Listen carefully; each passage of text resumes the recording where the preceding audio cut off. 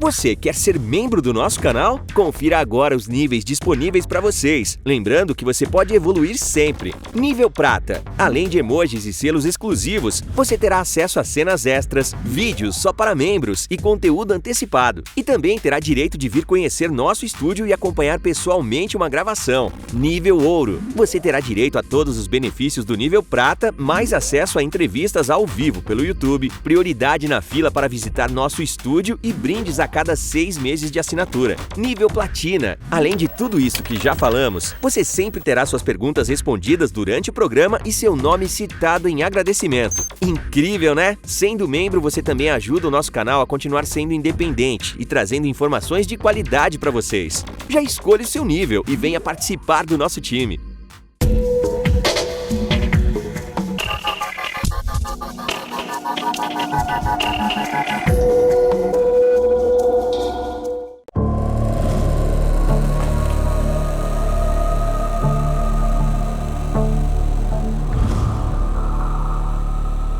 Olá, sejam todos muito bem-vindos. Eu sou Carla Albuquerque e você está aqui hoje no quadro Eu Sofri Abuso. E eu trouxe para entrevistar aqui a Vitória Francisca da Silva. Seja muito bem-vinda, Vitória. Obrigada. Infelizmente, no dia 21 de abril de 2021, foi vítima de feminicídio. Graças a Deus, a Vitória conseguiu sobreviver e está aqui conosco. Mas antes da gente entrar na questão do crime, o que de fato aconteceu nesse dia, eu vou pedir para a Vitória contar para a gente um pouquinho quem é a Vitória.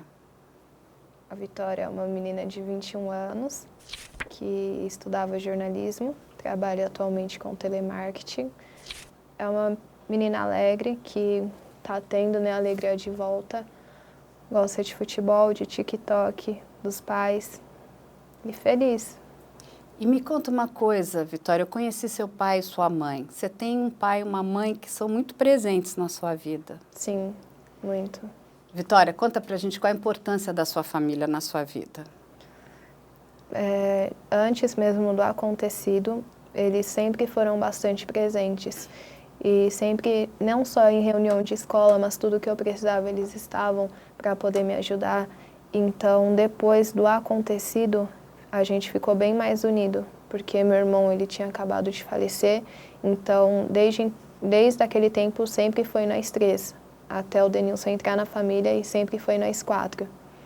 Então, quando ele foi embora, que praticou o ato, eu comecei a dar mais valor. Eu não ficava tanto em casa igual hoje em dia eu fico. Então, a importância deles, todo o cuidado. Meus pais, ambos quase perderam o serviço para poder cuidar de mim. Então, eles faltavam bastante para poder, sabe, dar o auxílio. Então, foi primordial, extremamente importante. E me conta uma coisa, você me disse que você perdeu um irmão seu, é isso? Há pouco tempo? Sim. O que aconteceu com ele, Vitória? Foi acidente de moto. Ele sofreu um acidente de moto? Sim, então ele ficou vegetando durante o período de quase 5 anos. 5 anos? Sim. Ele estava o quê? Sem capacete? Foi um carro? O que aconteceu com ele? Foi num poste. Ele bateu no poste? Foi. E aí teve um traumatismo craniano, é isso? Eu não me recordo exatamente, mas foi... Eu sei que parou o cérebro dele, teve parada cardíaca, uma de 10 minutos e outra de 15. Faltou oxigênio no cérebro e ele chegou a ficar naquele estado. E seus pais ficaram constantemente ali, inclusive cuidando desse seu irmão? Sim. Entendi. Vocês todos eram muito apegados a esse irmão? Sim, porque sempre foi. Nós 4, meu outro irmão, ele morava já com a minha avó. Então, tudo que a gente ia fazer incluía sempre os 4. Depois, quando ele ficou vegetando, minha mãe ela parou de trabalhar para poder cuidar dele. Por um período eu fiquei cuidando dele, foi quando a gente ficou bem mais unido do que quando ele era uma pessoa presente. E isso foi muito antes de você entrar na faculdade, é isso? Sim, quando aconteceu o acidente com ele, eu ainda estava no ensino médio. Então, quando eu terminei, na verdade, eu entrei na faculdade depois que ele faleceu. Entendi. E por que você escolheu fazer jornalismo? Conta pra mim. Porque eu sempre gostei de futebol. E eu falei, pensa, você ser paga para você conhecer o Neymar, você ser paga para você viajar pelo mundo, para você cobrir os jogos. Então é uma coisa que eu penso dentro de mim, quando você trabalha com aquilo que você gosta, você não trabalha, você se diverte. É verdade, é verdade. Quando você trabalha com aquilo que você gosta, é sempre uma motivação maior para fazer mais e melhor. Agora, me conta uma coisa, você joga futebol desde pequena? Como começou essa sua paixão com futebol? Sim, meu pai Seu pai joga futebol também? jogava, hoje em dia não mais, mas ele sempre me ensinou a gostar de futebol. Então, Mas toda a sua família é ligada no futebol ou é uma coisa que nasceu com você? Você é que gosta mais em casa? Nos meus 2 irmãos, né, o que faleceu e o outro nunca foi de gostar tanto. Então eu, por ser menina, eu sempre gostei bastante, mas não tinha ninguém que eu conseguia falar além do meu pai, a não ser meus tios, meus primos também. Mas a minha família por parte de homem, sim. Agora minha família por parte de mãe, assim, todas as mulheres não gostam. Não gosta. E me conta uma coisa, como é que é jogar futebol para você? É uma coisa fácil? Você enfrentou alguma dificuldade por ser mulher? Sim. Eu sempre gostei bastante de ficar mais com os meninos. Desde a época da escola eu sempre me dei melhor com os meninos do que com as meninas. Depois que eu sofri, né, o acidente da sacada, ficou bem mais difícil para mim por conta que uma perfurou o pulmão. Então eu enfrentei mais dificuldade. Eu tinha dificuldade por ser mulher, mas depois eu tinha também que enfrentar a barreira, né, do machismo e também a barreira de poder lidar com o meu ponto fraco, que era a corrida, a velocidade. E me conta uma coisa, a pessoa que mais te apoiou foi teu pai, então, dentro de casa, com futebol? Sim. E seus irmãos? Meu irmão, ele já havia falecido, né, quando eu decidi realmente seguir com isso. E o outro a gente não conversa tanto, mas... Estão mais afastados. Sim, porque ele sempre morou com a minha avó. Depois que isso aconteceu comigo, ele ia bastante me visitar até hoje, assim, ele vai uma vez por semana. Ele manda mensagem perguntando, então acredito que foi uma coisa ruim, mas que me fez dar mais valor à minha família e também às pessoas que gostavam, que me amam. E quando você pensa no futebol, quando você está jogando futebol, né? Porque futebol é um esporte, né? Qual é a sensação que você tem de liberdade, de alegria? O que você sente quando você está jogando futebol? Eu esqueço todos os meus problemas, tanto quando eu assisto, também igual quando eu jogo. Então você é uma apaixonada. Sim. E aí me conta uma coisa, você entrou com que idade na faculdade? 19. 19 anos, 19. então você entrou bem cedo. Sim. Você saiu do ensino médio e foi logo para a faculdade, foi logo começar a fazer jornalismo. Não, eu fiquei um ano decidindo... Fazendo cursinho, isso? Sim, eu fiz, não um curso preparatório, mas eu fiz outros cursos para poder ter a certeza do que eu queria. E eu também separei um ano para me poder trabalhar, para poder juntar, né, um dinheiro para mim poder já entrar com tudo no próximo ano. Muito bom. E aí você entrou na faculdade, você entrou feliz. Sim. É isso que eu estou fazendo, é isso que eu estou gostando. Sim. E aí me conta uma coisa, como é que entrou... Antes da gente entrar na questão do Denilson, você já tinha tido outros namorados? Não. Mas já tinha gostado de alguns rapazes? Sim. Mas ficou só naquela coisa de gostar, sem engrenar numa coisa mais séria, é isso? Exatamente. É, porque assim, eu tenho filhas com a sua idade praticamente. E elas falam hoje assim, não, hoje a gente não namora, a gente fica. É isso? Vai ficando aqui, fica com um, fica com outro. O namoro é muito sério, minha filha fala. Não, namorar é algo muito sério, mamãe. Sim, eu também penso dessa forma. Porém, na época, ele parecia que era uma pessoa super gente boa, uma pessoa assim que você olha e fala, não posso deixar essa pessoa escapar. Então, era uma pessoa assim que eu via, que eu planejava algo, né, algo mais duradouro, porque dentre todos, ele foi a pessoa que me chamou a atenção, então... Mas me conta uma coisa, Vitória, como é que você conhece o Denilson? Eu conheci ele indo trabalhar no ônibus. Ah, você conheceu ele no transporte? Sim. E aí ele se apresentou para você ou você que se apresentou para ele? Como foi? Estava indo trabalhar e ele também, nós estávamos no mesmo ônibus. A gente desceu também no mesmo ponto, eu só vi ele na hora de descer. Então, quando chegou no Belém, né, onde a gente desceu, ele estava na escada rolante, eu também estava um pouco com pressa e foi quando a gente, né, se esbarrou. Foi quando a gente trocou o número, conversou.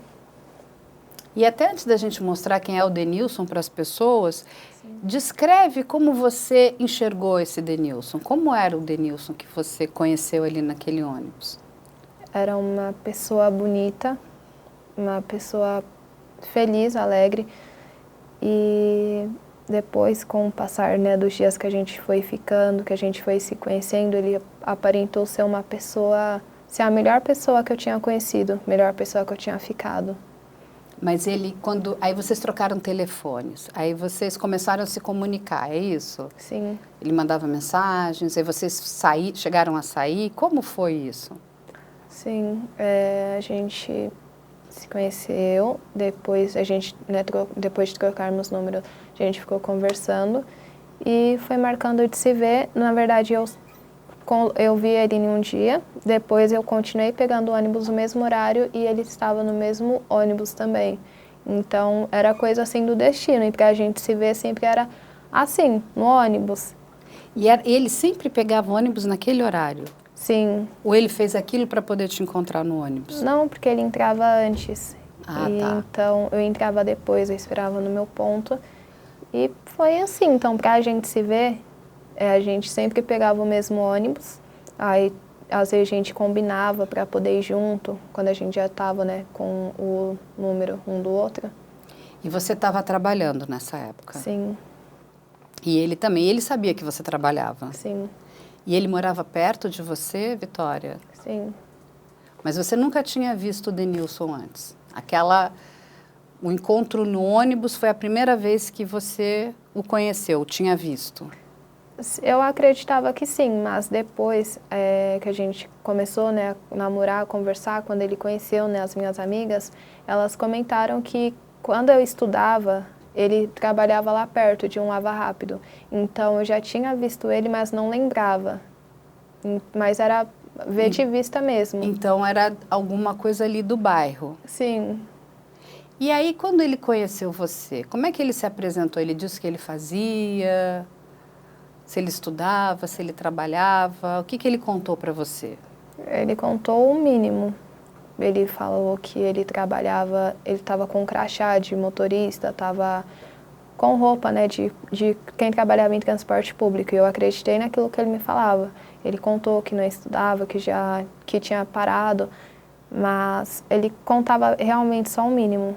Mas depois eu descobri que era mentira, que ele também não trabalhava de motorista. Eu descobri muitas coisas depois de um tempo, mas a gente já estava namorando.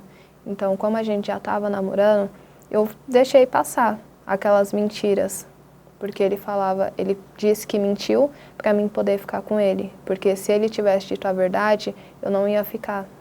E aí você começou a se interessar pelo Denilson? Sim. Aí vocês começaram a sair? Sim. Você apresentou o Denilson rapidamente para sua família ou demorou um tempo? Demorou cerca de um mês ficando e uma semana namorando. Mas deixa eu te fazer uma pergunta. Enquanto você estava se encontrando com ele, os seus pais sabiam que você estava saindo com o Denilson ou não? Não, só uma prima minha que Tá. mora no mesmo quintal. E eu até brincava com ela, né? Eu mandava foto, falava assim, se eu sumir, me procura, vai atrás desse menino. E sempre foi assim, porque não era algo longe que a gente marcava de se ver, não era algo assim tão perigoso. Entendi, mas deixa eu te fazer uma pergunta. Por que você não contou para os seus pais que você estava encontrando o Denilson? Porque eu não tinha certeza que ia ser uma coisa séria. Então, para poder apresentar aos meus pais, como ia ser o primeiro namorado, eu pensava, né, comigo, aí se não der certo, depois quando der, meus pais não vão deixar, ou vai ficar uma coisa meio chata. Já conhece a loja do canal Operação Policial? o único lugar onde você encontra os produtos oficiais com as marcas das nossas séries. Temos canecas, cadernos de diferentes tipos e tamanhos, canetas e muito mais. Não vai esperar para começar a sua coleção, vai? Mas me conta uma coisa, como é que é o seu relacionamento com a sua mãe? Vocês são amigas, não são? Sim, Vocês se dão bem? sim. Sua mãe é super protetora? Não, Não? não. E seu pai? Sim, É super protetor? sim. Você é a bonequinha, a princesa do papai, é isso? Sim. Ah, então talvez seja por isso que você não quisesse contar naquele primeiro momento. E por que eu vou te explicar por que eu estou fazendo essa pergunta. Não é por uma questão de moralismo ou de dar satisfação para os pais, mas é muito mais por uma questão de segurança, Sim. né? Eu falo isso muito para as minhas filhas. Elas são livres, né, para saírem, passearem, namorarem, mas eu sempre digo lá em casa que uma coisa que eu não negocio é segurança. E por quê?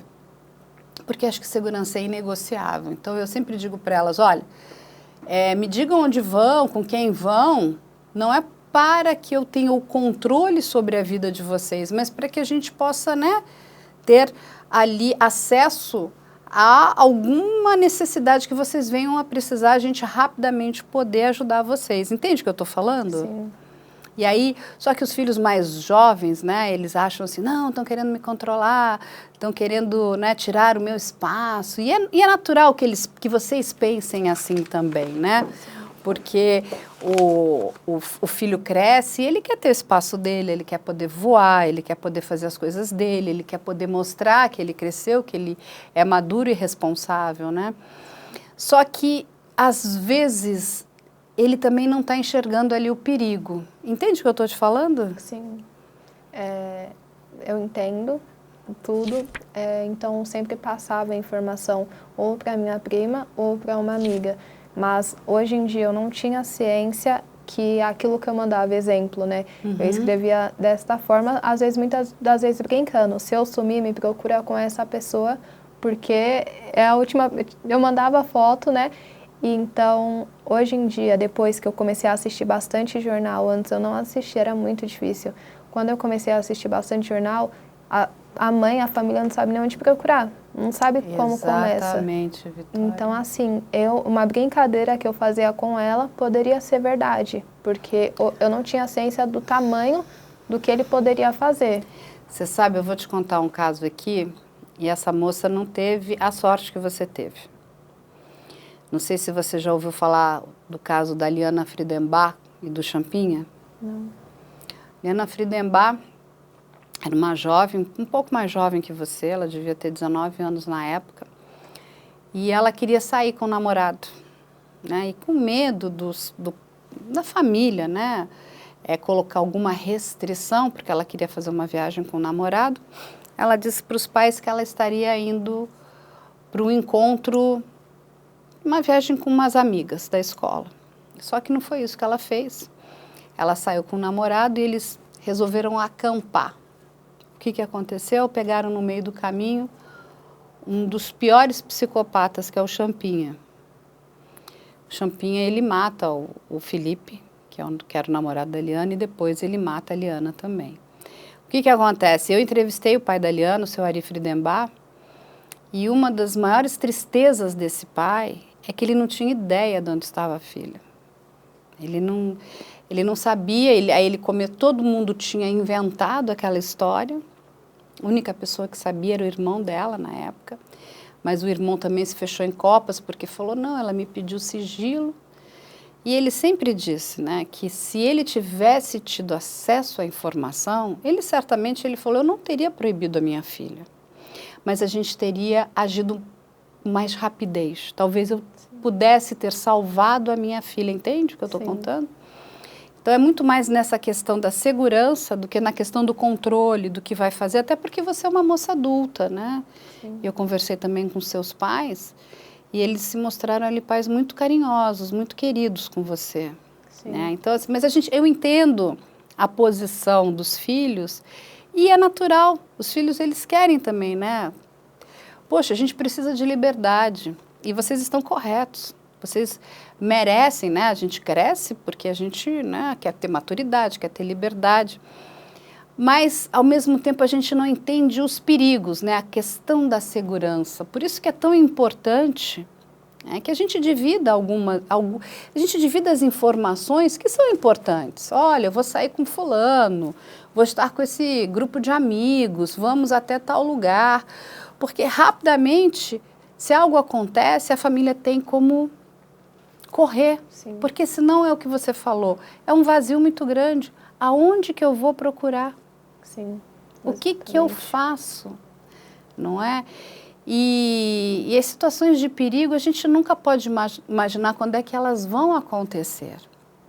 Mas então, ninguém sabia ainda, só essa sua prima, é isso? Sim, e 2 amigas. E 2 amigas. E você estava saindo com o Denilson e você se apaixonou por ele. Sim. E como ele era com você? Ele era carinhoso? Era, bastante. Mas quanto carinhoso, assim? Ele era super protetor? O que ele fazia? Ele era, no começo, ele era uma pessoa bastante afetiva, dava bastante carinho, gostava de ficar perto. Mesmo que estava chovendo, ele passava lá em casa, nem se fosse só para ficar uns 10 minutos ou para a gente ficar só por esse período, ele fazia de tudo, sabe, um esforço. Mas ele, eu não vou mentir, falar que ele era uma pessoa ruim para tentar explicar o motivo dele ter feito o que fez, mas, assim, é porque agora eu já sei do que ele é capaz, mas se eu pudesse voltar no tempo, eu tinha feito tudo de novo, se eu não soubesse do fim trágico, porque ele pareceu ser uma pessoa bastante sincera, bastante protetora. Ele não era no início tanto ciumento, foi ficando mais ciumento depois que a gente começou a morar junto mesmo. Foi isso. E aí, mas antes disso, você ficou um tempo com ele, aí você achou que estava na hora de apresentar ele para sua família? Sim. Aí você levou ele na sua casa, na casa dos seus pais? Sim. E como ele foi recebido lá? No primeiro dia, meus pais tinham acabado de chegar da igreja.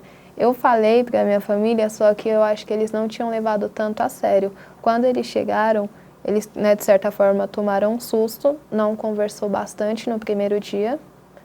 E como eu não tinha essa intimidade com meus pais para poder falar disso, então foi ficando, deixou em aberto isso. Quando foi 3 dias depois, aí ele ficou indo lá e quando eles viram realmente que era sério, eu acredito que ele e meu pai teve uma conversa para poder, né, saber quem era ele, o que ele queria. E foi quando ele começou a frequentar lá com mais frequência. Aí ele passou aí na sua casa? Sim, sempre foi tratado como se fosse gente da família mesmo. E ele tratava bem seus pais, sua família? Tratava. Ele fazia de tudo para poder agradar. Então, era dia de lixeiro, ele se prontificava para poder colocar o lixo na rua, ele se prontificava para poder ajudar, trazer as compras. Então, era uma pessoa que fazia de tudo para poder agradar. E era tratado também pelos meus pais como se fosse um filho, porque como meu irmão ele tinha acabado de falecer de certa forma, então ele foi uma pessoa que me deu um abrigo para mim poder me curar referente a isso que tinha acontecido, por mim ter perdido uma pessoa muito próxima. Então acredito que talvez meus pais, mesmo com o pé atrás, tinha na cabeça ele faz bem para ela, então vamos tratar ele bem. Vamos acolhê-lo, sim. Lógico. E você conheceu a família dele, Vitória? Sim. E como era a família dele? Eles são bastante conturbados, porque eles são 10 filhos. E... O Denilson tem 9 irmãos, é isso? Exato. E é só a mãe dele e o pai dele, né? Na casa. Então, eles... Quando eu fui lá, né? Eu só fui lá uma vez. Eles eram bem conturbados. Era briga de família toda hora. Era... Ele mandava, né, mensagem, ele chegava contando em casa que a família dele era louca e que, né, ele se sentia para fora, porque quando iam os sobrinhos lá, ele falou que ele não tinha paz, foi quando ele preferia ficar lá em casa do que... Ele falava que ele preferia ficar lá em casa porque ele conseguia dormir em paz do que lá na casa dele, que ele não era tratado bem. E quando ele te contava tudo isso, como é que você se sentia? Eu ficava triste, porque eu vendo ele triste, me deixava triste também. Então foi quando a gente decidiu, né, conversar com meus pais para poder ele ficar com a gente. Meus pais, né, tinham também acreditado, né, achou que era brincadeira, até que ele chegou com as coisas lá em casa e começou a morar. Ele pediu para morar na casa de vocês porque ele não se sentia bem na casa dele. Ele já, quando ele dormia lá, ele chegava, exemplo, na sexta, aí ele ia embora no domingo, ele fazia um esforço, né, para poder ficar até segunda, para terça, eu também ajudava porque eu gostava dele. Então ele já estava ficando lá aos poucos, ia deixando uma camiseta, ia deixando um pouco, aí teve um dia que ele chegou com as coisas, ele não avisou. Ele não avisou meus pais, eu sabia. Ele não avisou meus pais, chegou com a mala e começou a morar lá. E seus pais aceitaram? Sim. Falou, agora chegou, né? Então... Ele praticamente se colocou como filho também dos seus pais, é isso? Sim, porque ele era tratado como um... E ele também fazia coisas que um filho faz. Ele gostava de ficar por perto, ele... Mas e me conta uma coisa, você chegou aí na casa dele, você chegou a conhecer a mãe dele, os irmãos dele? Sim. E o que você sentiu? Como a minha família sempre foi pequena, sempre foi só em 4 pessoas, no máximo 5, quando minha avó, né, estava morando lá, então eu estranhei bastante, porque era uma casa que falava bastante alto, era uma casa que eles brigavam entre eles bastante, era uma casa com muitas crianças ao mesmo tempo, então eu estranhei bastante. A mãe dele é uma pessoa que, como são 10 filhos, sendo que tem também, né, uma menina, acho que de 14 e um menino assim de 8, sempre a prioridade era eles dois. Então, eu, quando, né, conheci ela, eu estava disposta, né, para poder conhecê-la, mas eu já ficava com raiva, já tinha uma raiva dentro de mim, porque ele falava que ele não era a prioridade, que ele só tinha que ajudar lá na casa dele, que a prioridade era sempre os filhos pequenos. Então, você pensa, né, poxa... Você sente que ele se sentia rejeitado em casa? Sim, então quando eu conheci ela, eu fico um pouco pé atrás, porque tudo que ele não se sentia bem na casa dele, ele vinha descontar pra mim. Entendi. E ele era o quê? Ele é o filho mais velho, do meio? O 6º. Ele é o 6º filho? Sim. Ou seja, ele tem 5 irmãos mais velhos? Sim. E me conta uma coisa, aí ele foi morar na sua casa, seus pais o receberam, né? Estão tratando o Denilson como filho. E como é que era a dinâmica depois que ele passou a morar na sua casa? Ele continuou sendo uma pessoa legal, agradável, ou ele mudou? Passou a ficar ciumento, uma pessoa mais possessiva?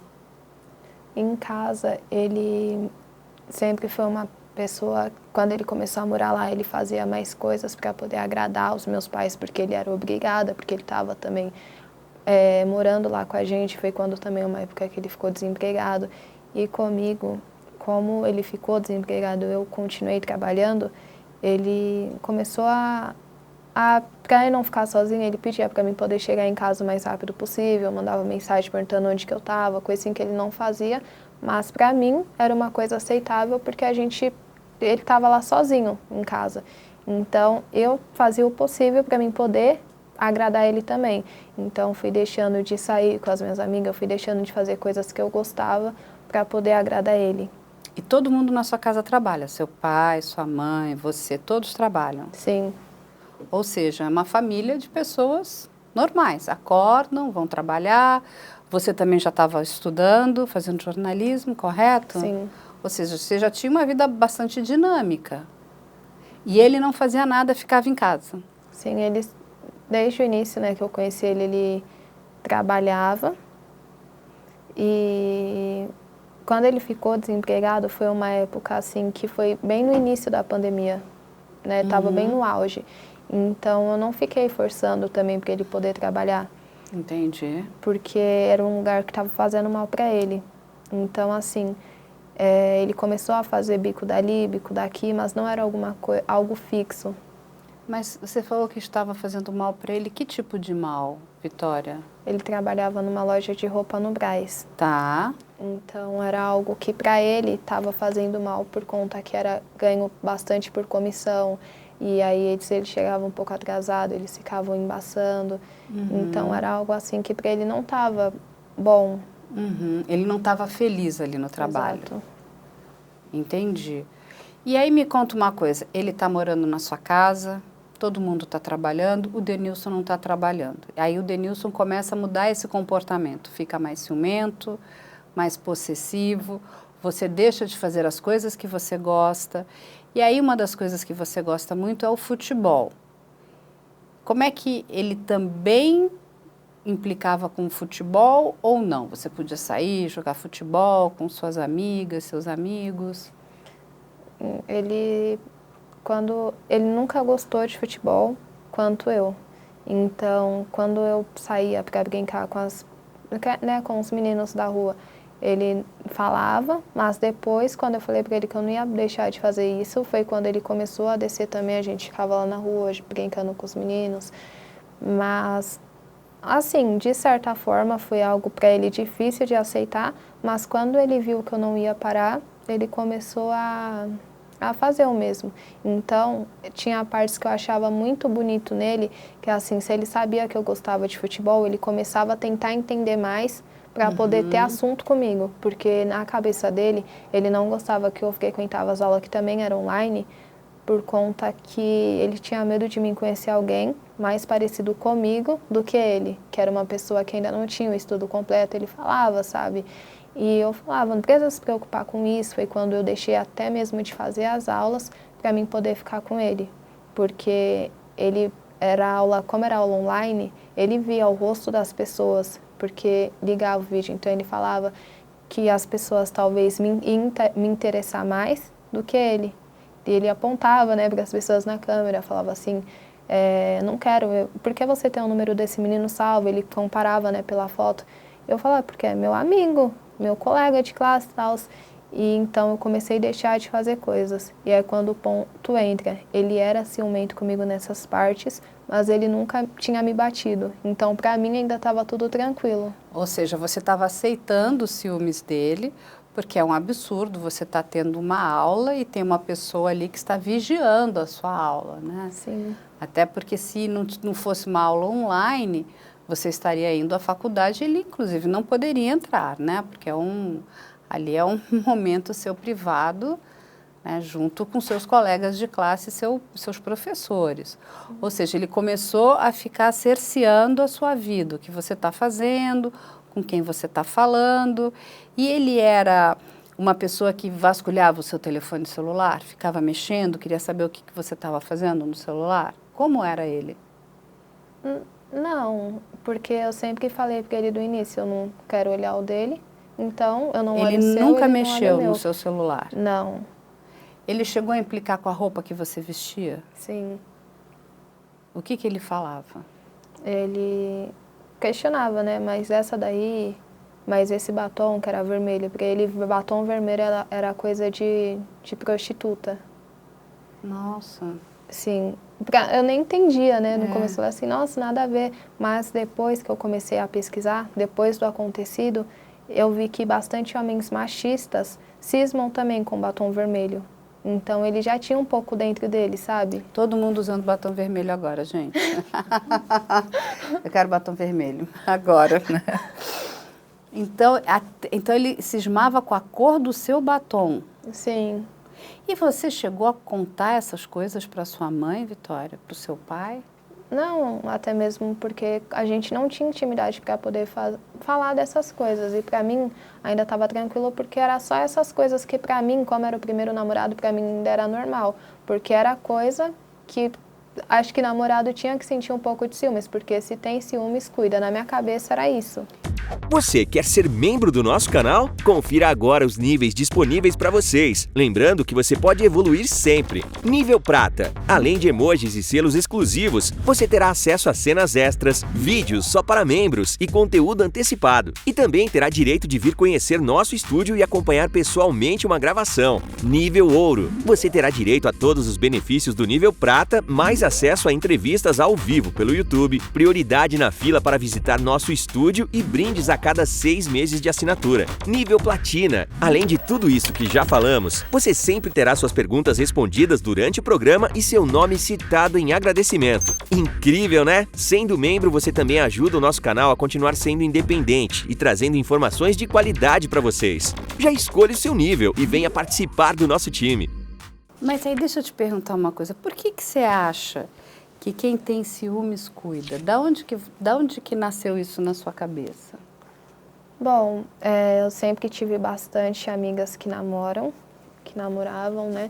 E alguns era bem liberal, não tinha, né, os certos ciúmes, e eu falava, poxa, você sai com seus amigos, eles não falam nada, porque a minha eu ainda não tinha namorado.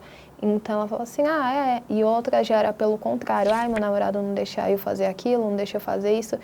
Então foi colocando tudo isso na balança, que eu falei, se a maioria implica, eu vou querer também um assim.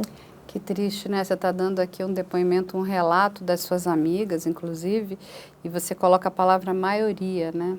Sim. Então, assim, ou seja, a maioria das meninas passa por esse tipo de abuso, né? Porque é um abuso psicológico, né? Uma pessoa querer controlar a cor do seu batom, a roupa que você está vestindo, quem são os seus amigos, a sua sala de aula, o esporte que você gosta de fazer. Ou seja, você entende o quanto ele está controlando a sua liberdade, inclusive a sua liberdade de escolher o que você gosta? Porque talvez o que você goste, o que é bom para você, pode não ser bom para ele. Mas ele não tem o direito de interferir. Você entende isso hoje? Sim, muito. E aí, o que acontece, Vitória?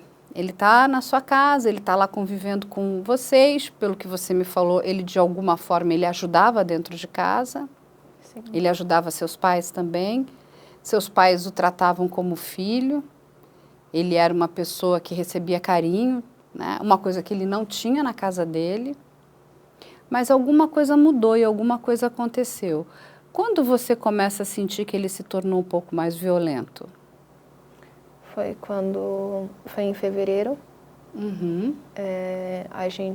Meus pais tinham ido viajar para a praia e uma colega minha foi lá em casa. Nisso, era aniversário da mãe dele. E eu não tinha ido ainda na família dele porque eu tinha um pouco de mágoa. E eu falei para ele que eu não queria ir. E a minha colega tinha chegado lá em casa. Foi quando ele começou a pedir para minha amiga ir embora, porque a gente ia sair. E eu falei para ele, não, amiga, falei para ela, né, não, amiga, pode ficar, porque eu não vou. Aí eu falei, se você quer ir, você pode ir. Se você quiser dormir lá, ou se você quiser voltar, pode voltar. E ele falou assim que não. Aí eu falei, mas por quê? E foi quando a minha amiga falou assim, vamos ficar lá em casa, para ele não ficar sozinho, a gente ficar aqui. Eu falei assim, tá bom, vou tomar banho. Ela ficou me esperando no quarto e ele ficou lá se arrumando. Nisso, eu saí do banheiro e ele tinha levado meu celular. Ele saiu para a rua e tinha levado meu celular. Então, até eu terminar de me arrumar, eu tinha demorado para perceber que meu celular não estava em casa. E eu pedi para ela poder ligar, foi quando ela começou a ligar e estava chamando e desligava. Então, falei, poxa, tá com ele. Quando ele voltou, que viu que eu tinha dado falta do celular, ele não demorou muito, demorou tipo uns 5 minutos. Foi quando ele falou que não ia devolver meu celular se eu não fosse. E minha amiga falou assim, nossa, mas que loucura, sabe? Nunca vi isso na minha vida. E ela também namorava. E ela foi lá e ele falava, toma conta da sua vida. Foi quando eu falei pra ele, eu não vou, você pode pegar meu celular, mas eu não vou. Quando meus pais chegarem, eu falo, você vai ter que devolver. Aí ele começou a dar soco na parede, começou a falar pra minha amiga, vai embora, começou a gritar. Ele nunca tinha gritado comigo. Ele começou a gritar, dava soco na parede. E foi quando eu falei pra minha amiga, vai embora, sabe? Porque você não precisa ficar olhando isso. Ela falou assim, não vou deixar você assim, não vou deixar você aqui com ele assim. Uhum. E eu falei pra ela, não, pode ir. Porque eu tava com vergonha daquele ato que nem eu sabia que ele tinha. Foi quando ela foi embora. E quando ela foi embora foi quando o tormento maior começou realmente a acontecer. Foi quando ele começou me empurrou, sabe, para mim poder ir. Eu falei para ele que eu não ia. E a gente ficou nisso, uns 5 minutos. Foi quando eu comecei a chorar. E eu queria ligar, né, porque os meus pais, mesmo sabendo que eles estavam longe, pra poder, sabe, falar com ele, pra ver se ele parava. Ele tava com o meu celular, então não tinha como. Foi quando ele viu que eu comecei a chorar, ele começou a pedir educadamente, começou a pedir por favor, falou que ele não queria ir sozinho lá, porque ele já tinha falado que eu ia. Então, eu continuei falando que eu não ia, só que foi quando ele começou a ficar agressivo de novo.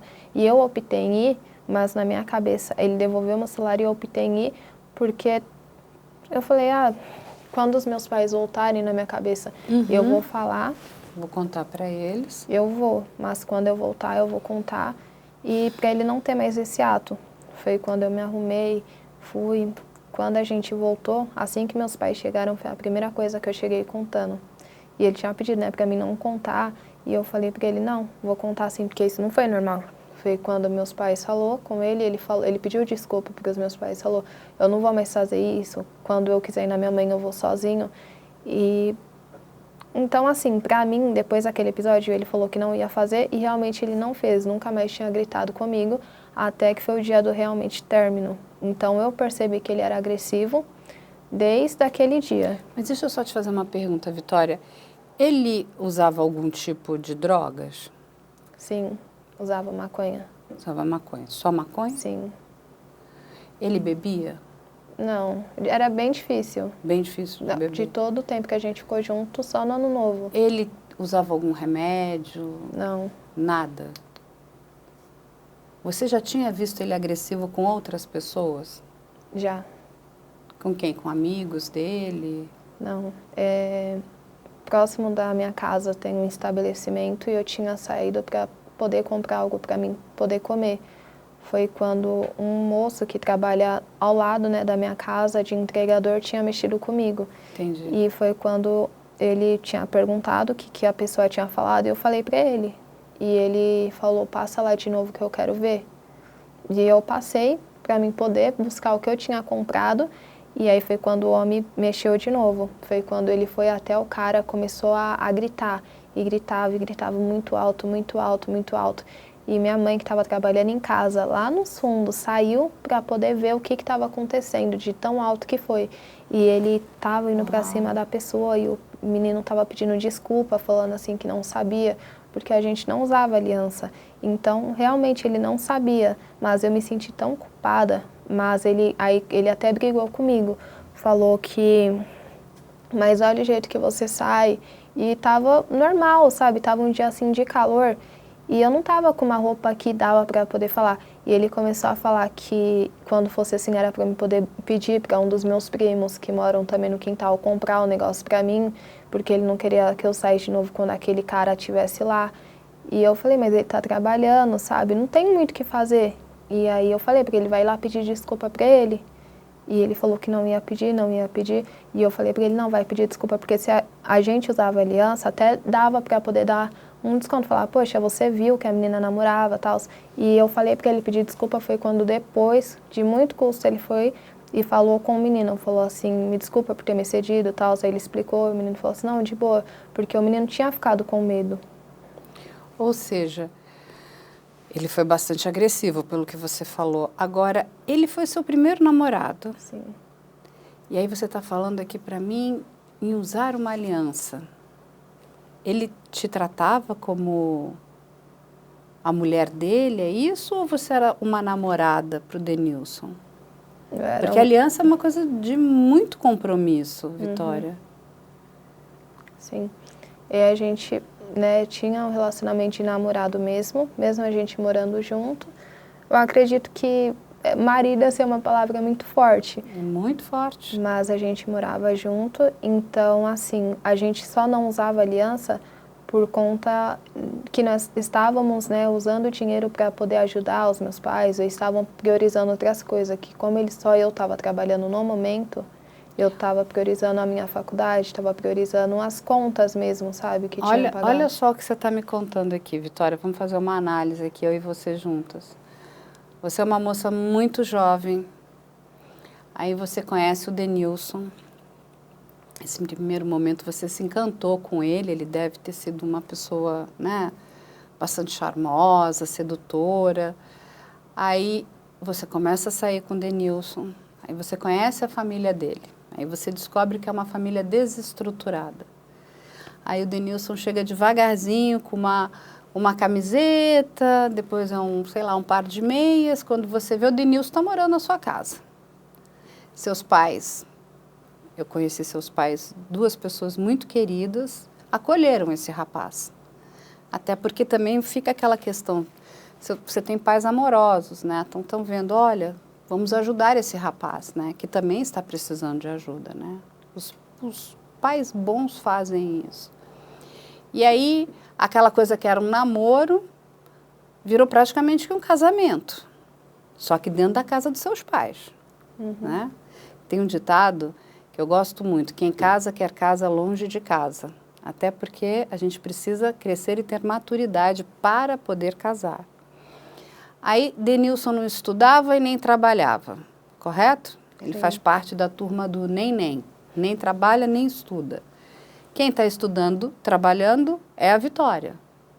E juntando dinheiro sozinha para poder construir alguma coisa com Denilson. Sim. Aí Denilson começa a ter ciúmes da Vitória, começa a querer controlar o que a Vitória faz, quem são os amigos da Vitória, e começa a ficar agressivo com a Vitória. Porque é aquela coisa do domínio, né? De você ser, faz parte, né? É uma coisa quase que de possessão, né? É minha, não vai ser de mais ninguém. Aí ele começa a implicar com as pessoas na rua. É muito desagradável receber cantada na rua, é uma falta de respeito. Mas não precisa de tanto, né? Eu acho que nós, mulheres hoje, sabemos inclusive como nos livrarmos, né, de uma cantada, colocar essas pessoas nos seus devidos lugares. A não ser que eles passem do limite, aí a gente inclusive vai pedir ajuda da autoridade policial. Sim. Mas a mulher, ela não é um bibelô de louça que vai quebrar. Nós somos fortes, você é forte. Mas aí, olha só como que o Denilson entrou na vida de vocês e está dominando todo mundo ali. Aí você contou para os seus pais tudo o que tinha acontecido com você, ele promete, faz juras, isso nunca mais vai acontecer. Seus pais, que estão vendo você gostando dele, resolvem que vamos dar uma segunda chance para o Denilson. Foi isso que aconteceu, não foi? Sim. Mas isso não parou aí, porque ele foi se tornando mais agressivo. Correto? Sim. Foi se tornando mais ciumento. E aí o que o Denilson faz? A gente tinha brigado e foi quando eu falei para ele que eu queria um tempo. Quando eu falei para ele que eu queria um tempo, ele foi embora e a gente já tinha marcado de ir para uma festa, a gente já tinha pagado antecipado.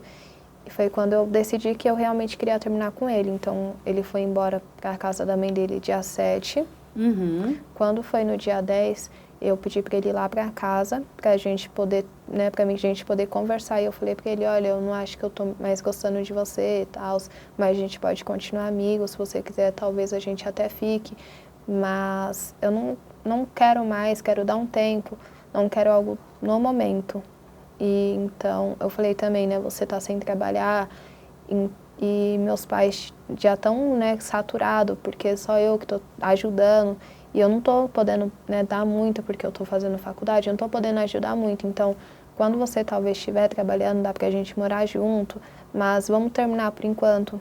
E ele falou, mas a gente ainda vai na festa? Eu falei assim, vamos, porque já tá pago, então não seria certo eu fazer isso. Mas falei, se você quiser conhecer outras pessoas, até mesmo lá você pode, ou se você quiser, né, que a gente ainda fique lá, não tem problema, tal. E foi quando a gente chegou na festa, e ele tinha falado, né, a gente combinou, quando a gente chegar em casa, vamos falar com seus pais, vamos falar depois, porque a gente já tá atrasado. E eu tinha falado, né, pra minha mãe, a gente terminou, quando a gente chegar, a gente vai falar com vocês. Quando a gente chegou lá na festa, era uma casa com piscina de um colega meu. Então, ele entra com o meu celular na água. Estragou seu celular. Estragou. E eu tinha acabado de terminar de pagar. E era um celular que foi caro. Então, eu falei pra ele, né, a gente tentou colocar no arroz, a gente tentou fazer o que era possível. E foi quando eu falei pra ele que eu queria outro, eu queria que ele arrumasse, e a gente levava nos lugares, falava que não tinha conserto. Então, no meu pensamento, era aquilo, se eu terminar com ele mesmo, ele não vai querer arrumar. E como que eu vou arrumar? Mesmo ele sem trabalhar, ele tinha a família, ele tinha um dinheiro que ele tinha para receber, e eu, no meu pensamento era, eu não posso ficar no prejuízo. Então, hoje em dia, eu penso que talvez ele tenha, na hora pareceu que foi sem querer, mas ele tenha derrubado meu celular na água de propósito, porque ele sabia que a gente ia terminar, e ele sabia que se ele tivesse derrubado e não tivesse, e eu tivesse terminado com ele não ia arrumar, porque a gente não tinha mais vínculo nenhum.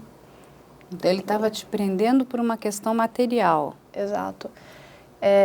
Como eu te disse, na hora pareceu que foi muito sem querer, mas depois que você vai ligando os pontos, eu acredito que talvez tenha sido de propósito. Então, a gente ficou nisso. No dia 10 de abril, a gente foi nessa festa e ele derrubou meu celular. E quando foi no dia 15, como eu estava trabalhando de home office, eu não podia ficar sem celular, porque era telemarketing, então tudo que acontecia eu tinha que mandar mensagem para minha supervisora se estava com alguma dúvida, eu tinha que mandar, até mesmo para mim poder ficar por dentro, eu tinha que mandar.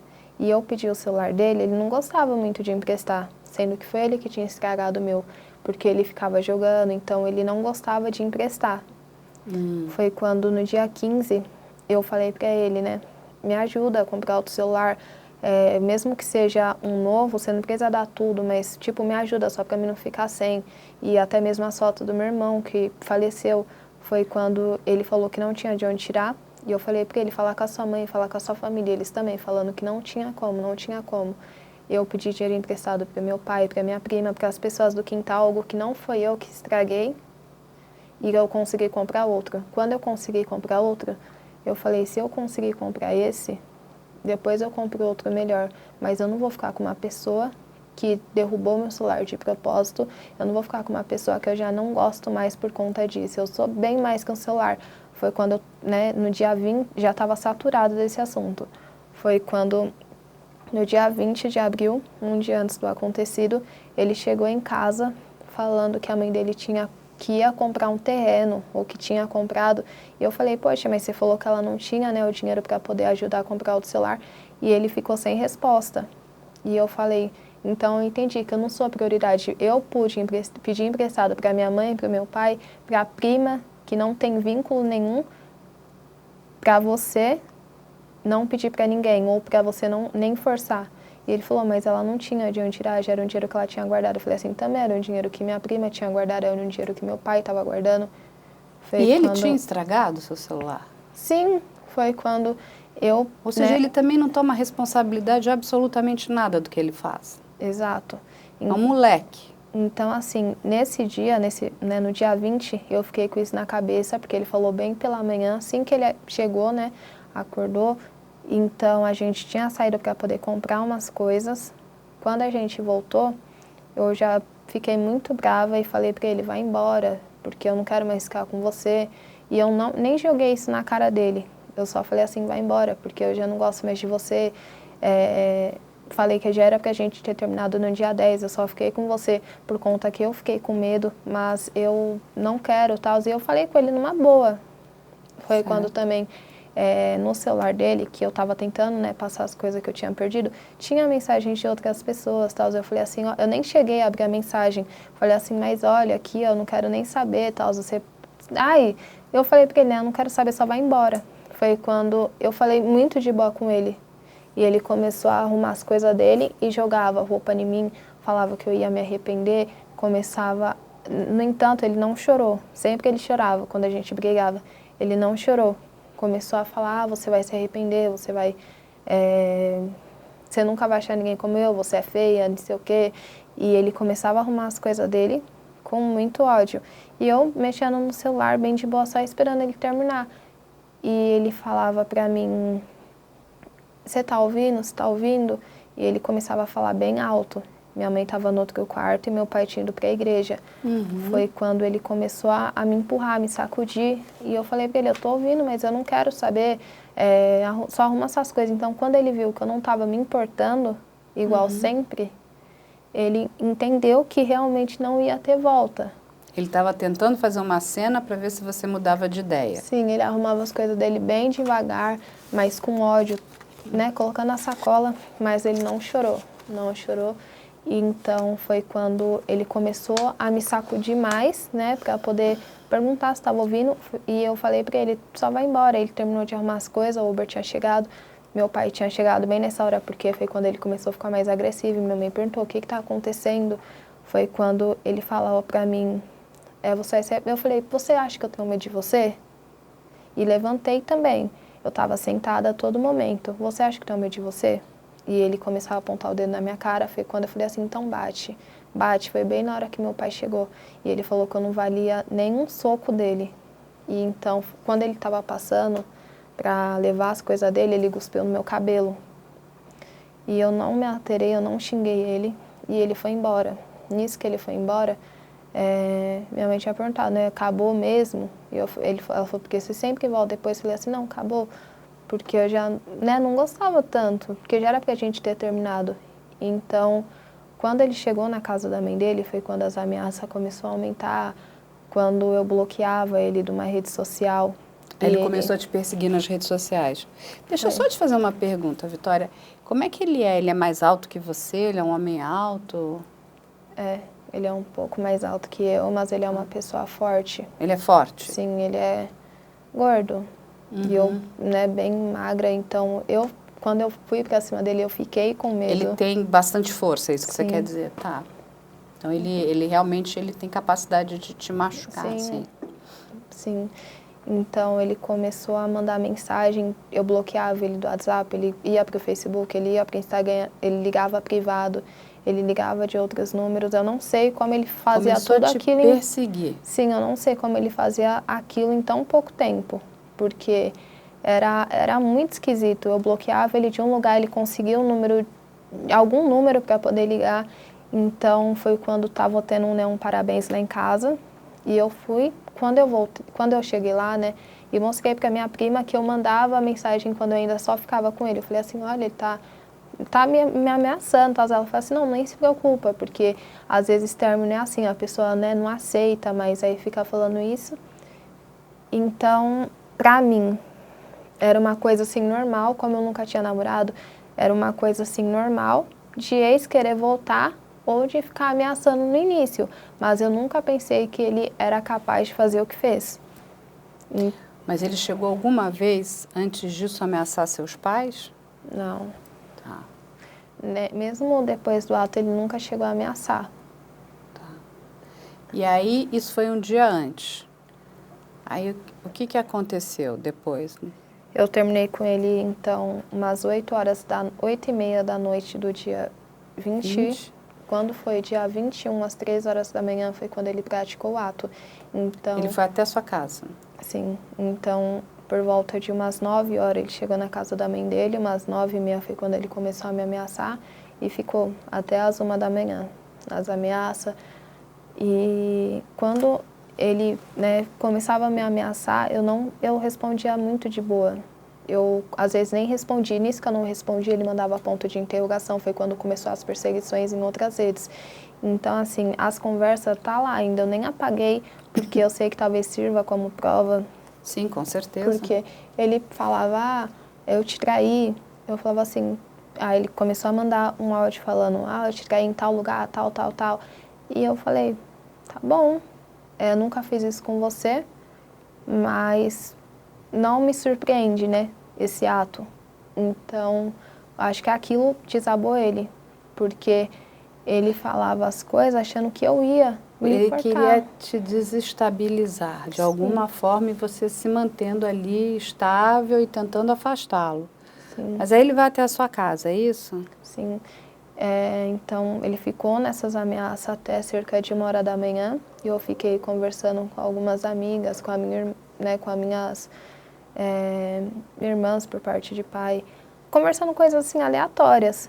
Foi quando, cerca de 2h30 da manhã, eu fui dormir. 2h30, 2h50 também tem as mensagens. Eu fui dormir porque era um dia que eu não ia trabalhar, porque era feriado.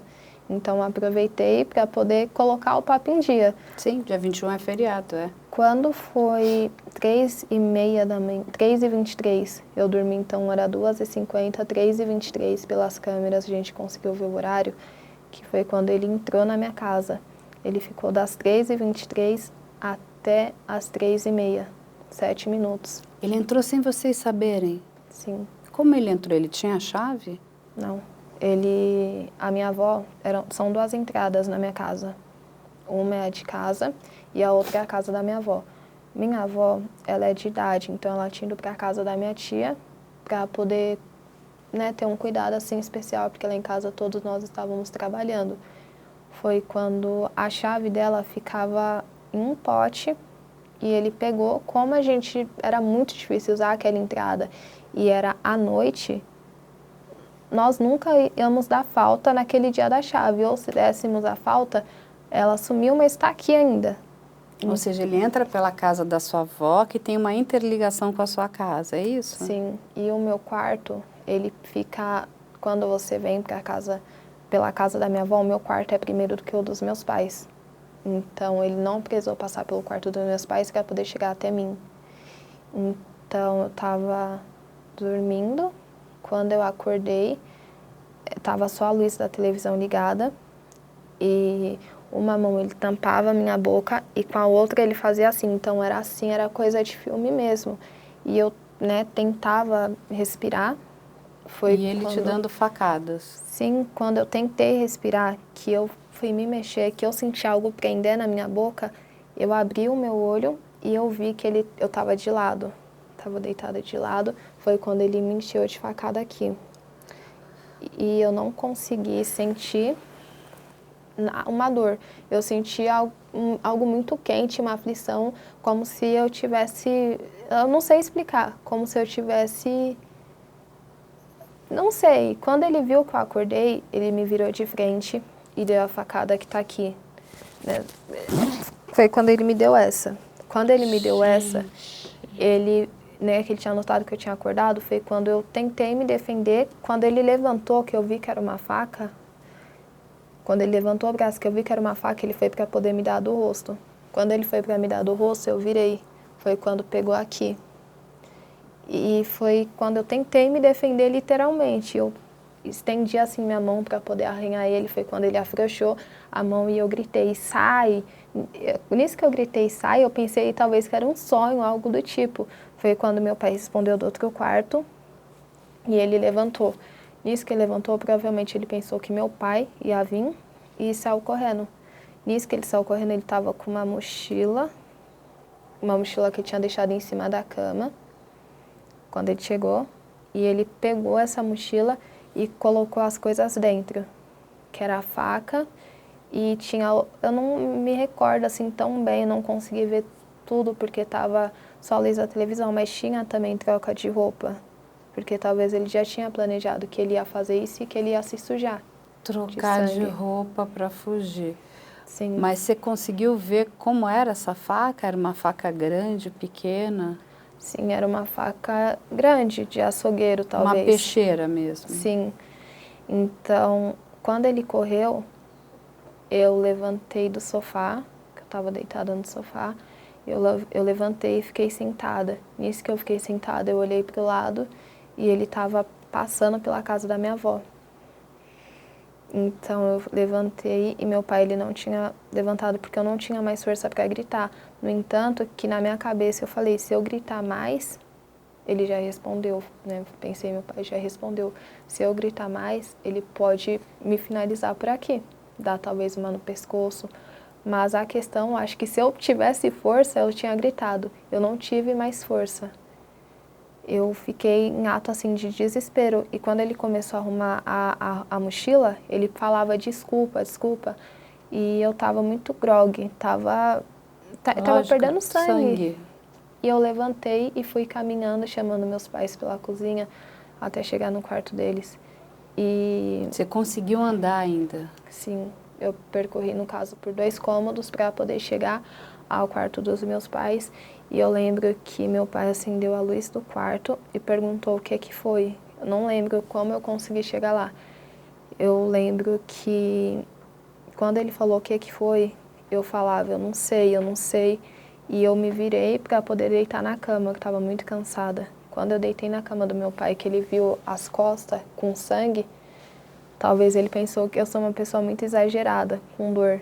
Às vezes, pouca coisa me machuca, eu falo que tá doendo. Então, como foi algo muito grave, eu não tive noção que aquilo tinha me machucado tanto. Eu não sabia que tinha sido 15, eu não sabia que eram muitas. Então, quando eu deitei... E te deu 15 facadas. Sim. Quando eu levantei, quando eu deitei na cama, minha mãe levantou também e meu pai falava, o que foi? E quando eles viam que o lençol estava jorrando sangue, estava muito, que era branco, que estava vermelho, minha mãe pensou que tinha levado um tiro. E na minha cabeça era um tiro, porque quando ela falou, eu não estava conseguindo ver. Quando ela falou que era um tiro, eu pensei, vou morrer. E eu lembro que cada vez que eu piscava, era uma cena diferente. Eu lembro que minha mãe tentou ligar no celular dele, ela ligou às 3h35. Então, nas câmeras ele saiu 3h30 e ela ligou 3h35. Na primeira vez que ela ligou, ele desligou. Quando ela foi ligar de novo, estava desligado o celular dele. Então, eu fui uma pessoa muito rápida, que consegui buscar ajuda em tão pouco tempo. Sim. E eu lembro que cada vez que eu piscava era uma cena diferente. Eu piscava, era meus priminhos que estavam me olhando e o menino falava, Vicky, você tá bem, você tá bem? E minha mãe falou, foi o Denilson, eu só balançava a cabeça. E minha prima também falava, Vicky, você vai ficar bem, você vai ficar bem. Eu lembro quando eu cheguei no hospital, eu já estava, porque ele foi estancando sangue, eu já estava um pouco mais, né, em mim. E a enfermeira falou, eu vou ter que cortar a blusa, eu vou ter que cortar a roupa que ela tá. E meu irmão, eu lembro que quando ele chegou no hospital, eles cortaram a blusa dele e ele voltou em casa vegetando. Ele é uma pessoa bem. Quando minha mãe chegou com a roupa dele, tava tudo cortada. Então, na minha cabeça, ou eu ia ficar igual ele, ou eu ia morrer. Ou seja, um grande trauma na sua cabeça. Sim, e eu falei pra mulher, não corta, não corta, não corta. E ela falou, não, mas tem que cortar. Eu falei assim, não, mas eu tava muito groga. Eu falei assim, mas essa blusa é nova, pra ela não cortar. E ela cortou, e eu lembro que quando eu pisquei de novo, eu já tava correndo pra ambulância, e eu comecei a dialogar com meu pai, comecei a dialogar com as pessoas que estavam na ambulância e no hospital. Quando eu acordei de novo, foi quando eu fiquei sedada, quando eu acordei de novo, eu estava já internada. E para mim, eu já acordei com uns policiais em cima de mim. E eles falavam, eles não falaram bom dia ou algo do tipo, eles já acordaram e falaram, foi esse menino que fez com você? E eu falei, mas foi o quê? A policial falou, você foi saqueada? E eu falei, caramba, quando eu olhei para o meu redor, que eu vi todas aquelas pessoas comigo internada, eu falei, não foi um sonho, não foi um sonho. Foi uma triste realidade, né, Vitória? Sim. Deixa eu te fazer uma pergunta, você precisou passar por cirurgia, é isso? Sim. Porque você me falou que você teve uma perfuração no pulmão. Sim, eu fiz uma cirurgia para poder colocar o dreno, para estancar, né, para poder secar o meu pulmão com sangue. E depois eu fiz a cirurgia para reduzir as facadas. Então, até hoje, eu não sei qual que doeu mais. Eu imagino. E quanto tempo você ficou no hospital, Vitória? Eu fiquei 5 dias. Quando eu ia para a enfermaria, como o meu problema era no pulmão, a médica me liberou, porque eu já estava implorando, eu chorava para mim ir para casa, eu chorava, eu falava, mas eu não quero ficar aqui, deixa eu ir para casa com meus pais, porque eu, no hospital, eu não sei o que passava na minha cabeça, porque eu tinha medo de lá fora eu tá largada, sabe? Eu tinha medo dele dar o nome dele no hospital, porque ele sabia meu nome completo. Ou seja, de tentar voltar lá para te machucar, para te agredir. Sim, e lá em casa eu tinha como me defender, eu tinha minha família. Então, na minha cabeça era isso. Eu tenho que sair daqui logo, eu tenho que ficar segura. E eu falava pro médico, deixa eu ir embora, por favor. Eu volto aqui todo dia, mas deixa eu ir embora, eu não quero mais ficar aqui. Ele falava, mas tem que ficar, porque você ainda não tá bem. E o que me deixava lá menos com vontade de vir para casa foi um enfermeiro que me deu muita força, as pessoas que ficou comigo. E foi momentos assim de terror. Toda vez que chegava à noite no hospital, eu dormia muito pouco, porque tinha um cano enfiado em mim até aqui. E eu não conseguia deitar de um lado para me poder dormir, eu tinha que dormir assim, tinha que dormir reta. Então, acho que essa foi a pior parte para mim. Quando eu queria dormir, eu não conseguia. Quando eu queria dormir, mas eu tinha que ficar de olho na porta. E era assim. Você estava em pânico, né? Sim, mesmo sabendo que só podia uma visita por dia, que era minha mãe ou era meu pai, meu pensamento era, e eles? Como que deve estar lá em casa? E me conta uma coisa, seus pais devem ter ficado muito apavorados com o que aconteceu com você. Como é que eles reagiram a tudo isso? Sim, no dia do ato que aconteceu, eu lembro que uma das vezes que eu pisquei e acordava em um lugar, eu estava no colo da minha mãe, no carro, e eu tentava falar, mas eu só mexia a boca, eu não tinha força para poder falar. Eu pedia perdão para Deus por todos os meus pecados, eu pedia para Deus poder me salvar, e eu queria falar com a minha mãe, mas eu não conseguia. E a outra vez que eu pisquei, eu lembro que eu olhei do hospital, do UBS que eu estava, na verdade, eu pisquei e ela estava desmaiando, e eu lembro falando assim, morreu. E eu não estava morta, então eu queria falar aquilo que eu não estava morta, eu estava lá, eu estava ouvindo tudo. Então, eu acho que esse foi um dos momentos mais desesperador, você querer falar que você ainda está ali, mas você não conseguir. Então, nesse dia, quando eu saí de ambulância, meu pai foi com a minha mãe, eles estavam tão desesperados que avançaram um sinal vermelho, que depois chegou a multa lá em casa, porque eles estavam com muito medo de me perder. Meu pai chegou lá, para você ter noção, mais rápido que a ambulância. Mais rápido que a ambulância, de tão desespero que estava. Eu posso imaginar, minha querida, são seus pais que amam você.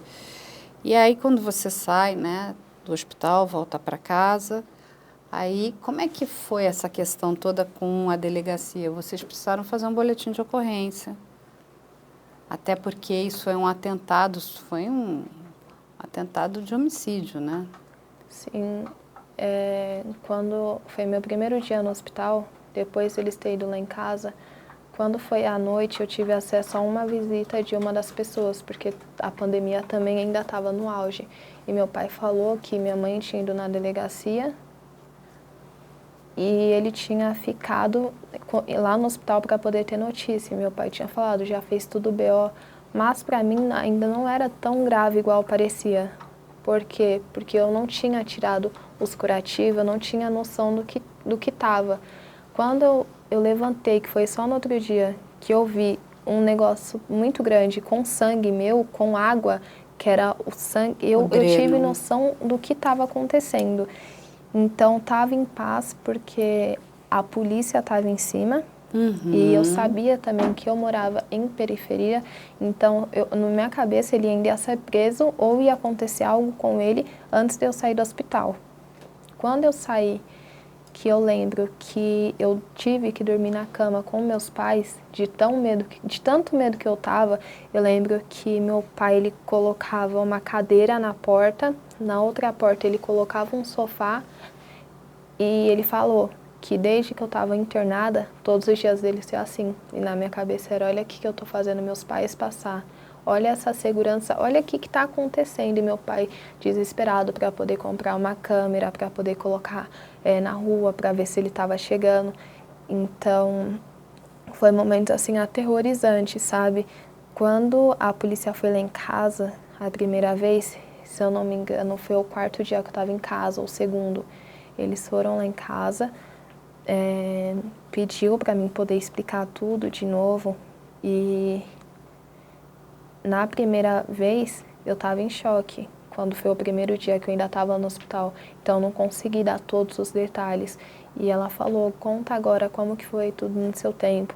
Então eles perguntaram tudo, de novo perguntaram tudo que eu lembrava e falaram que ia resolver. Só que ele fugiu, é isso? Ele é foragido hoje, o Denilson. Exato. Ninguém na casa dele, da mãe dele, sabe onde ele está. Não.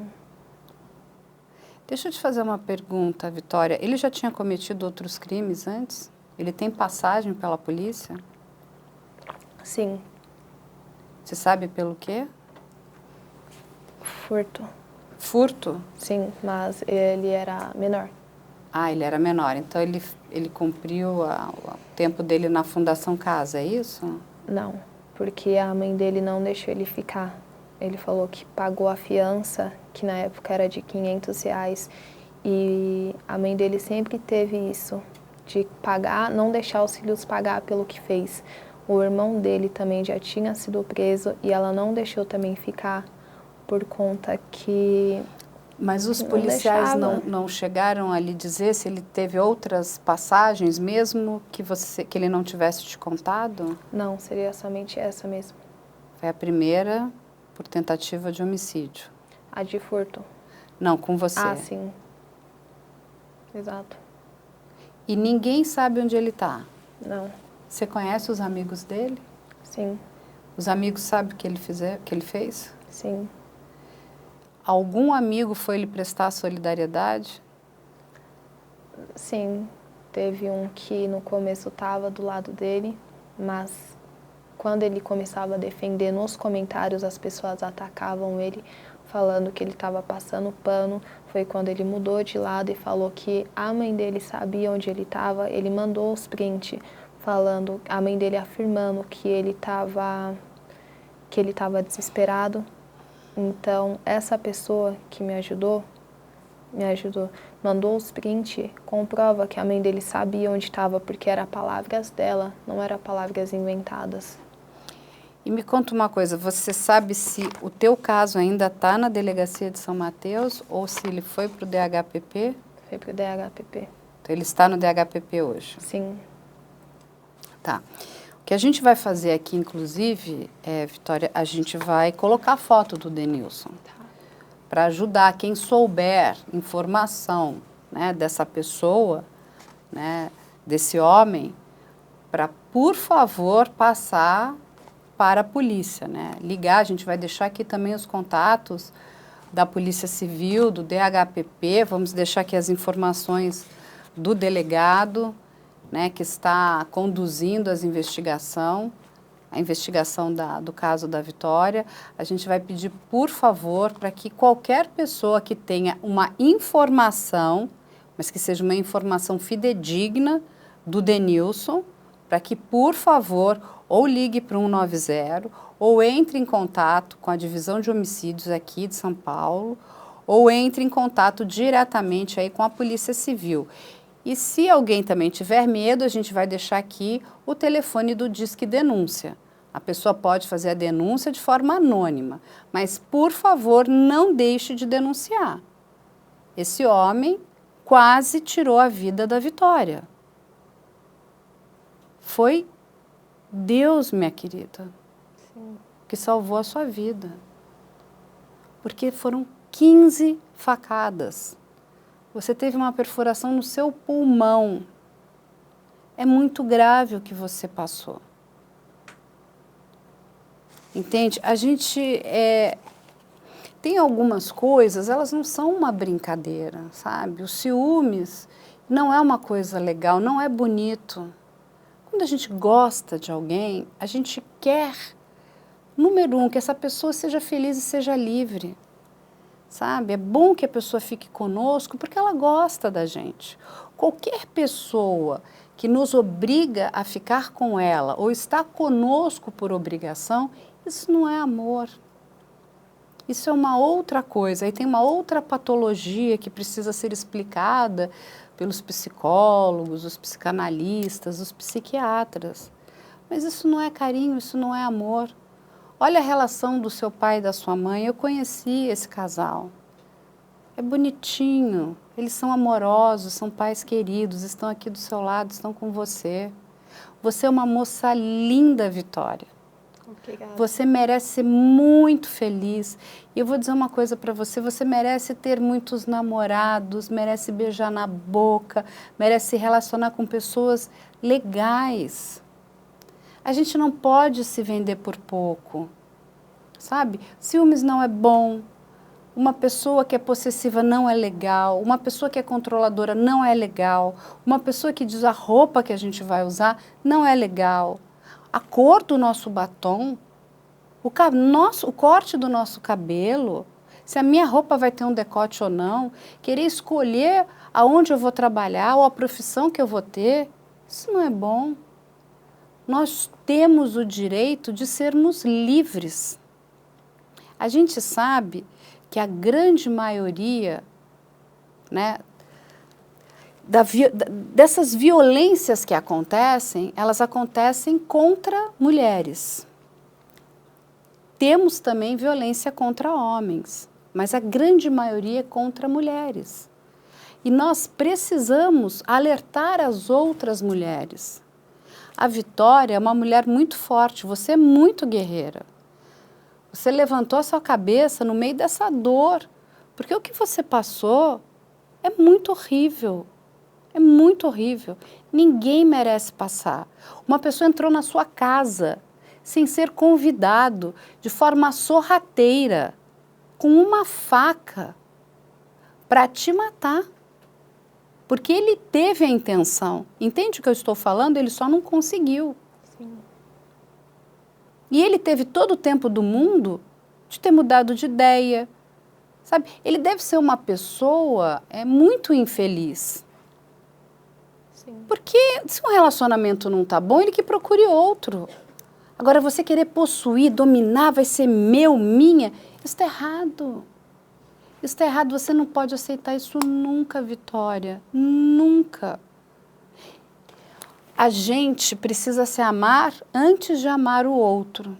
Se você não se gostar o suficiente, você não consegue gostar do outro. A Vitória tem que vir em primeiro lugar.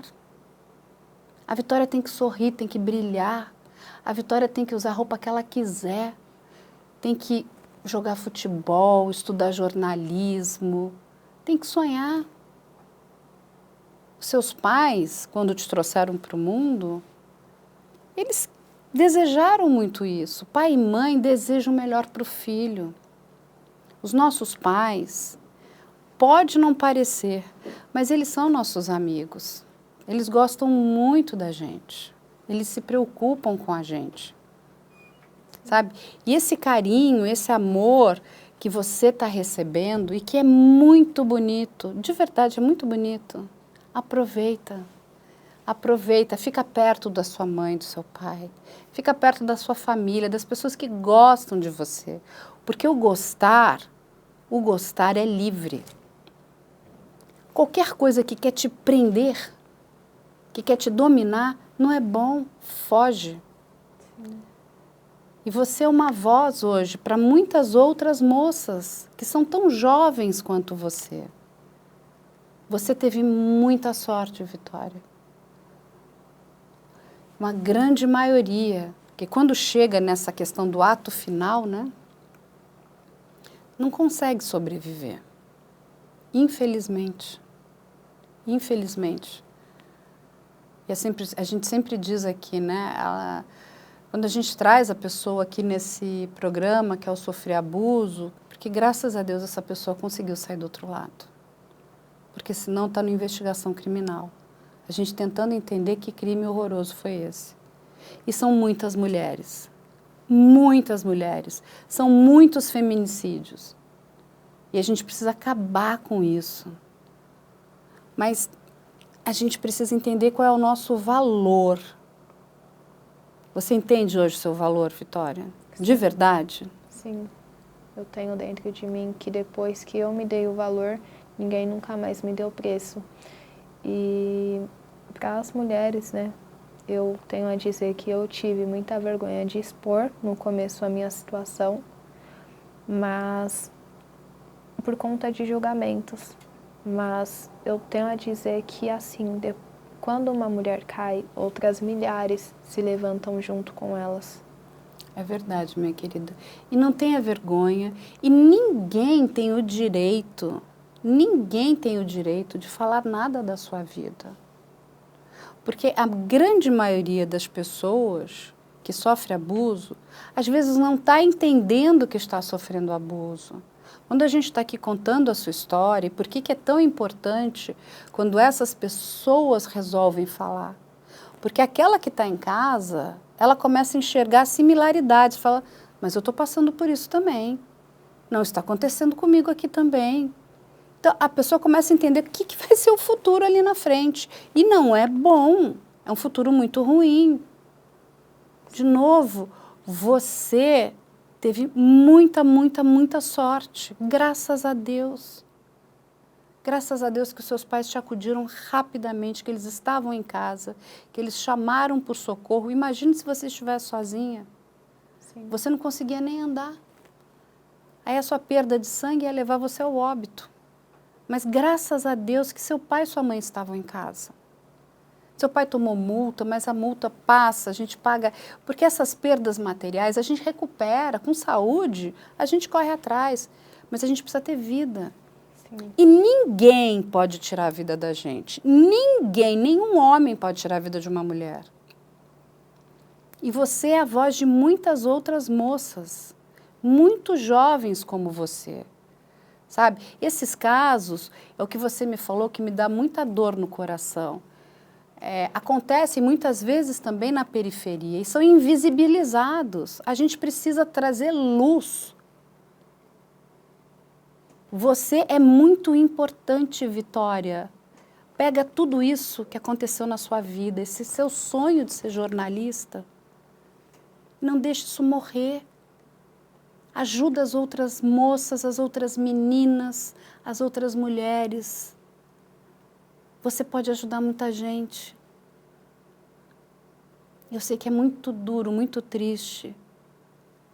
Mas quando a gente consegue tirar de dentro da gente essa dor e transformar em alguma coisa boa, cada moça, cada mulher que você ajudar a salvar, é muito importante, é uma energia boa que está voltando para você.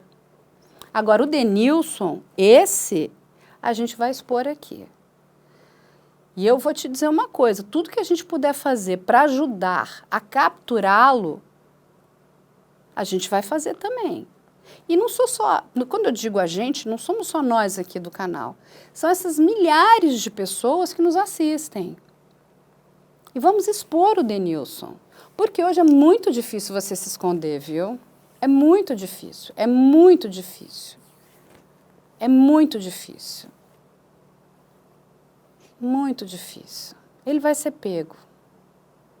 E eu espero de verdade que ele responda, né, perante a autoridade, né, policial e depois a judicial pelo crime que ele cometeu, que é bárbaro.